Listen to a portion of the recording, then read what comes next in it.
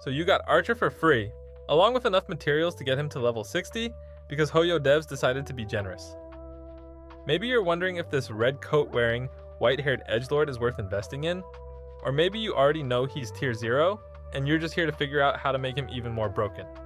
Either way, you want the Counter Guardian to delete enemies harder than he deletes his own emotional stability. Archer's a Quantum Hunt DPS, who's basically what happens when you give someone unlimited ammunition and daddy issues. But don't worry, he's actually easier to build than understanding his timeline. Let's talk about what makes Archer absolutely broken, starting with his basic attack. It exists. That's about it.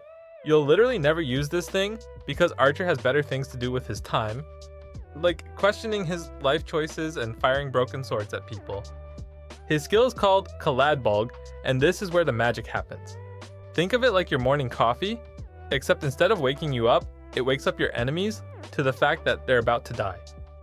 When you use his skill, Archer enters circuit connection state, which is basically his way of saying, "No, I'm not done yet," and firing up to 5 times in a row, each shot hitting harder than the last. His ultimate is obviously called Unlimited Blade Works, and yes, it's exactly as awesome as it sounds. This is the rain dance with swords that makes enemies regret existing. We're talking about damage numbers that would make other DPS characters file for unemployment. It's expensive, it's flashy, and it's absolutely worth every credit you spent pulling for it. His talent is doing more work than Archer's therapist, managing his skill point economy, and giving him follow-up attacks. Every time you use his skill, he gets closer to that perfect moment where everything clicks and enemies just disappear. For upgrading his traces, start with his skill, because that's literally his entire personality. Next, upgrade his ultimate, because when Archer says, "I am the bone of my sword," you want it to hit like you're not worried about paying for child support. Then level his talent, because it's managing his skill point economy and giving him those satisfying follow-up attacks. Finally, his basic attack can wait in the corner. For relics, you've got options like Archer's weapon collection, Genius of Brilliant Stars is your go-to choice for that quantum damage bonus, and defense ignore. Poet of Morning Collapse also provides a quantum damage boost, but secondarily provides some much appreciated crit rate. Scholar Lost in Erudition works beautifully if you want to focus on that skill spam lifestyle. Since Archer's entire personality revolves around using his skill repeatedly, that damage bonus is absolutely perfect. For planar ornaments, Rudolent Arena is your dream if you can hit that crit rate threshold. Otherwise, Inert Salsado is your safety net. Here's the thing about Archer's stats that'll blow your mind. Put crit rate on your chest piece, not crit damage. I know it sounds backwards, but Archer has this broken trace that gives him massive crit damage when you have enough skill points. Your boots should be attack, your orb should be quantum damage, and your rope should be attack. We're going all in on those damage numbers. Hunt for crit rate, crit damage, and attack in your substats. You want that crit rate as close to perfect as possible because missing crits on Archer feels worse than watching him suffer through another timeline. The Hell Where Ideals Burn is his signature weapon, and it's basically cheating. When you have enough skill points, this thing gives you massive attack boosts. It's like having a personal hype man, but for murder. Cruising in the Stellar Sea is your premium free-to-play option from the Simulated Universe shop.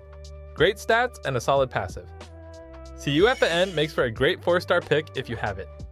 Only Silence Remains works if you're on a budget. Here's the thing about Archer. He's needier than a cat at 3 AM. You absolutely want skill point positive supports because his entire game plan is hoarding skill points, like a dragon hoards gold, then spending them all in one glorious rampage. The golden standard is Archer with Sparkle because she's basically his enabler.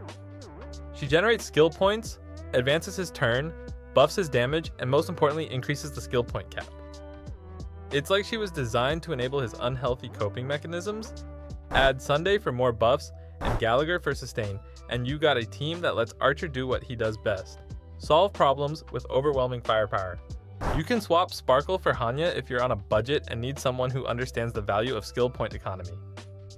Sunday can be replaced with other buffers like Tribi or Ruan Mei, but honestly, why would you want to? For sustain, Gallagher is king because he doesn't eat your skill points.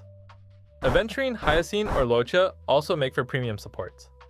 The key is making sure everyone on your team either generates skill points or doesn't use them, so Archer can stockpile enough to go nuclear. And that's how you build Archer, the counter guardian who's as effective as he is emotionally unavailable. Whether you're pushing through endgame content or just want to watch big purple numbers delete everything on screen, he's got the damage output to make reality itself regret existing. Now, go forth and show the cosmos what it means to be the bone of your sword. Just don't think too hard about the timeline implications, and remember, following this guide won't fix Archer's emotional problems, but at least he'll hit like a truck while having them,